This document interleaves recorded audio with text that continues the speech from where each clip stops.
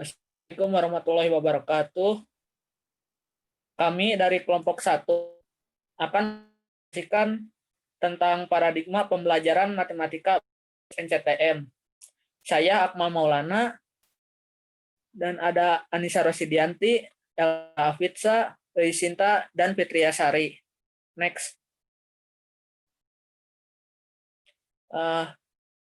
Apa itu NCTM? NCTM merupakan singkatan dari National Council of Mathematics, yaitu sebuah organisasi guru matematika di Amerika Serikat. Next.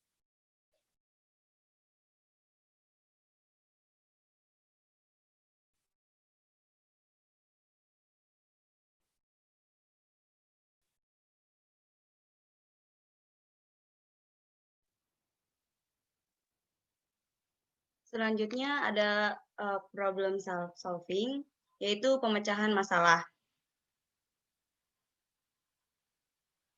Pemecahan masalah ini didefinisikan oleh para ahli, banyak sekali para ahli yang telah mendefinisikan dan telah dapat disimpulkan bahwa pemecahan masalah merupakan suatu proses usaha dari siswa dengan menggunakan segala pengetahuan, keterampilan, dan pemahaman yang dimilikinya untuk menemukan solusi atas permasalahan yang diberikan atau dihadapinya.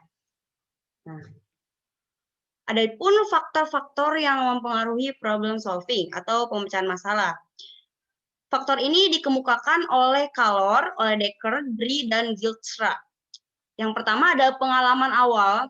Nah, faktor yang dapat mempengaruhi pemecahan masalah adalah pengalaman dari anak itu sendiri. Apakah telah mendapatkan pengawalan atau telah tahu dari sebelumnya tentang atau telah terbiasa dengan problem solving, itu dapat mempengaruhi. Yang kedua adalah latar belakang matematika atau kemampuan dari matematika siswa itu sendiri. Yang ketiga ada keinginan dan motivasi dari siswa itu untuk bisa memecahkan suatu permasalahan. Nah, yang keempat ada struktur dari masalahnya itu sendiri, apakah sulit dan mudah, itu dapat mempengaruhi dari pemecahan masalah itu sendiri. Nah, ada pun tahapan pemecahan masalah. Nah, yang pertama ada mengenali atau menyajikan masalah. Nah, ini biasanya kita harus kenalan dulu gitu ya, harus tahu dulu ini masalahnya itu dapat seperti apa sih. Nah, yang kedua itu didefinisikan. Masalahnya itu jadi dikelompokkan dulu, ini tuh masalahnya termasuk ke dalam apa gitu ya. Nah, yang ketiga itu mengembangkan beberapa hipotesis atau kemungkinan cara penyelesaian. Nah, jadi kita harus tahu dulu ada berapa sih kira-kira yang akan menjadi penyelesaiannya. Nah, yang keempat, setelah dikumpulkan yang kira-kira akan menjadi penyelesaiannya, itu diuji dulu. Nah, beberapa dari hipotesis atau kemungkinan itu sendiri. Nah, yang kelima adalah memilih yang terbaik cara menyelesaikan masalah itu sendiri. Untuk selanjutnya, ini ada alasan pemecahan masalah itu kenapa sangat penting. Yang pertama, problem solving merupakan bagian dari matematika. Nah, yang kedua, matematika memiliki aplikasi dan penerapan yang tentunya itu tidak jauh daripada permasalahan. Nah, yang ketiga, adanya motivasi intrinsik yang melekat dalam persoalan matematika.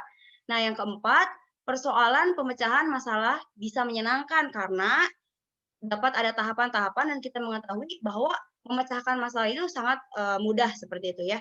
Yang kelima itu mengajarkan siswa untuk mengembangkan teknik ini, teknik pemecahan masalah ini sehingga dapat dibawa ke kehidupan sehari-hari, bagaimana cara menghadapi atau memecahkan berbagai permasalahan. Nah, selanjutnya ada contoh soal.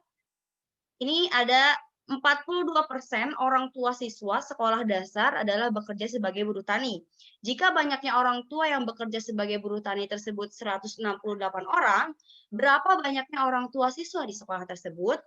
Nah, kita jawab ya. Ini kepada penyelesaiannya. Kita misalkan dulu nih. Misalkan N itu adalah banyaknya orang tua siswa di sekolah tersebut.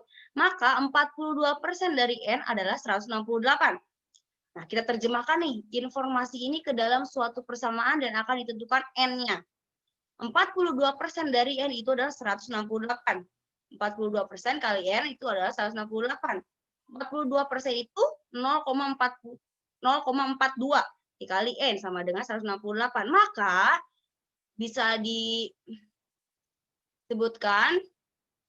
N sama dengan 168 per 0,42 sama dengan 400. Jadi, ada 400 orang tua siswa di sekolah tersebut. Untuk melihat kebenaran jawaban di atas, kita periksa jawaban itu dengan cara sebagai berikut ya. Banyaknya orang tua siswa adalah 400 orang dan 42%-nya itu sebagai buruh tani. Jadi, banyaknya orang tua siswa di sekolah itu yang sebagai buruh tani adalah 42% dikali N. N-nya itu adalah 400. Maka hasilnya adalah 168 orang. Nah, itu sudah terbukti ya. Dengan demikian, jawaban yang menyatakan bahwa banyaknya orang tua siswa di sekolah itu adalah 400 orang itu adalah benar. Seperti itu. Dan selanjutnya ada akan dijelaskan oleh, silakan.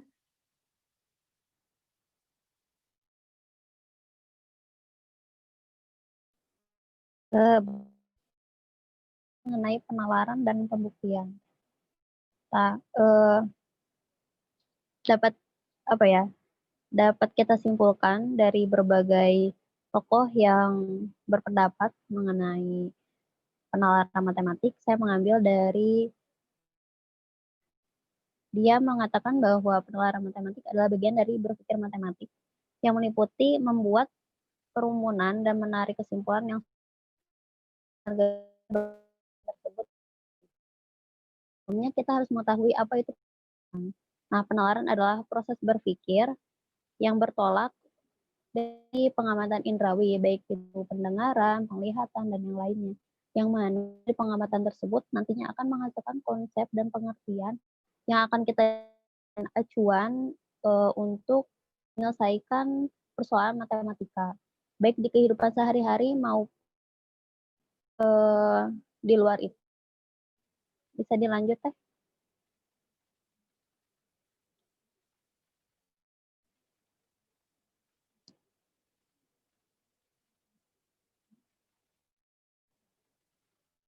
Nah, untuk penalaran sendiri memiliki standar. Jadi penalaran yang baik itu dapat kita katakan baik jika memenuhi standar berikut. Yang pertama, kita harus tahu bahwa mengenal penalaran sebagai mendasar gitu dari matematik. Kenapa menjadi mengapa penalaran ini merupakan aspek dasar? Karena seperti yang kita ketahui bahwa pengertian dari penalaran itu adalah proses berpikir yang mana akan menghasilkan konsep dan pengertian. Nah, yang mana konsep dan itu adalah aspek mendasar acuan kita dalam menyelesaikan permasalahan matematik. Lalu yang kedua, membuat dan menyelidiki. Nah, konsep atau pengertian atau berbagai fakta yang kumpulkan, yang sudah kita ketahui, yang sudah kita pelajari itu, selanjutnya kita buat dugaan matematik. Setelah dibuat, lalu kita selidiki. Halnya makanan gitu ya, jika kita ingin membuat sesuatu, pastinya kita kan harus mengumpulkan bahan-bahannya. Nah, di matematik, bahan-bahan itu konsep, pengertian, nantinya ada teorema, ada lemma, dan kedua, mengembangkan dan mengevaluasi argumen matematik. Nah, sudah sampai di tahap penyelidikan, kita kembangkan dari konsep pengertian, dari bahan-bahan yang sudah kita ketahui, kita kembangkan. Kita cari keterkaitan antara konsep satu dengan konsep yang lainnya. Lalu setelah kita kembangkan, mengevaluasi argumen matematik ini. Dan yang terakhir, memilih dan menggunakan berbagai tipe penelitian. Nah, seperti kita ketahui bahwa tipe penelitian ini ada deduktif dan induktif. Nah, nanti kita bisa pilih disesuaikan permasalahan matematika yang kita hadapi. Bisa dilanjut, Teh? Tahapan penalaran dan pembuktian. Yang pertama adalah pemahaman konseptual. Nah, pemahaman konseptual ini kita harus mengetahui keterkaitan antara konsep satu dengan konsep yang lainnya. Lalu mungkin ada faktor lain juga yang berkaitan dengan konsep tersebut gitu. Jadi jika kita sudah memahami konsep, maka kita dapat menjalankan pemecahan masalah matematik dengan baik. Lalu yang kedua adalah kelancaran prosedural. Nah, kelancaran prosedural di sini adalah bagaimana tepatnya dan berurutnya kita dalam membuktikan sesuatu. Juga kompetensi strategis. Nah, kompetensi ini lebih berfokus ke pemecahan masalah gitu. Lalu yang keempat, penalaran adaptif, yaitu kita harus bisa membuktikan sesuatu itu secara logis dan jelas. Yang terakhir adalah disposisi produktif. Nah, kita harus lihat matematika ini masuk akal, berguna, dan bermanfaat bagi kehidupan sehari-hari. Lanjut, Teh. Nah, mengapa sih perlunya penalaran dan pembuktian? Nah, penalaran ini bisa menjadi acuan kita, bisa menjadi tolak ukur kita dalam memahami konsep matematika. Nah, seseorang dapat diketahui atau dapat dilihat pemahaman matematika jika dia bisa bisa berpikir dengan sangat baik dan bisa membuktikan sesuatu dengan penalaran yang sudah dia pahami.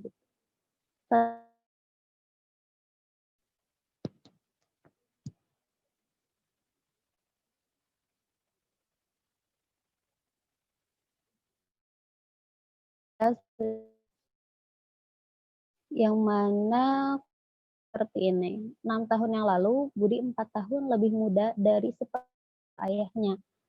Umur Budi sekarang 3 lebih tua dari 1/8 umur ayahnya. Apa jumlah umur Budi dan ayahnya sekarang adalah 47? Buktikan. Nah, di sini sebenarnya sudah ada jawabannya mungkin ya. 47 ini jumlah umur Budi dan umur ayahnya adalah 47. Tetapi kita tidak harus mempercayai semuanya dengan begitu saja gitu, harus kita buktikan kebenarannya.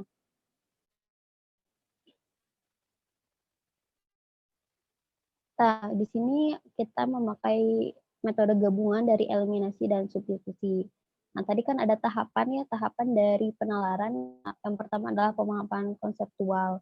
Nah, kita harus tahu, kita harus kumpulin dulu nih, kira-kira konsep apa aja yang diperluin untuk memecahkan masalah ini. Kita ada dua informasi atau dua bahan, yaitu metode eliminasi dan substitusi. Nah, yang pertama, kalau kita mau soal matematik, kita harus buat modal matematikanya dulu. Misalkan A adalah B adalah Budi. Kita harus buat modal matematika dari clue yang pertama. 6 tahun yang lalu, Budi 4 tahun lebih muda dari 1/6 umur ayahnya. Nah, kita buat jadi B kurang dari 6. Nah, kenapa sih B kurang dari 6? Karena kita ada di masa sekarang dan ini posisi yang lalu, maka umur Budi yang sekarang atau B dikurangi 6 sama dengan 1/6 A kurangi 6. Nah, kenapa A kurangi 6? A kurangi 6 ini dari kita mau tahu nih umur ayahnya saat ini gitu. Nah, di mana kan tadi umur Budi adalah 1/6 umur ayahnya. Nah, maka kita kalikan dengan 1/6. Dikurangi 4. Nah, dikurangi 4 ini adalah 4 tahun lebih muda. Nanti kalau ada 4 tahun lebih tua, maka itu ditambah. Clue yang kedua, umur Budi sekarang 3 tahun lebih tua dari 1/8 umur ayahnya. Modal matematikanya adalah B. B itu umur Budi sekarang itu 1/8 A tambah 3. Nah, 1/8 A, kenapa 1/8 A? Karena tadi ya, 1/8 umur ayahnya, 3 tahun lebih tua. Maka 1/8 A tambah 3. Lanjut, Teh. Nah, yang pertama kita pakai clue yang pertama ya, untuk memecahkan clue. Yang pertama kita kali dengan 6 semua ruasnya, karena untuk menghilangkan 6 lalu kalau permasalahan kayak gini mungkin kalian juga udah pada paham gitu ya. 6B dikurangi A sama dengan negatif 30 ditambah 36. Nah, jadi persamaan pertama yaitu 6B dikurangi A sama dengan 6. Nah, kita pakai clue kedua untuk mencari persamaan yang kedua. Nah, dikali 8 untuk menghilangkannya. Jadi hasil dari 2 itu adalah 8B dikurangi A sama dengan 24. Lalu kita eliminasi nih persamaan 1 dan persamaan 2.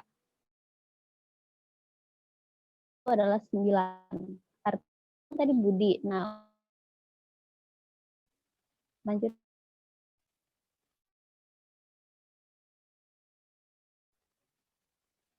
Nah, sudah dieliminasi. Mau itu ke bebas saja. Tapi yang mananya nanti akan menghasilkan A atau 28. Maka tahun dan umur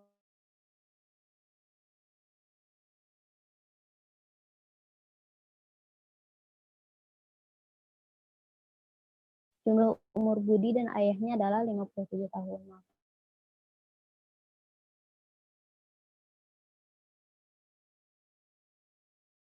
Umur 57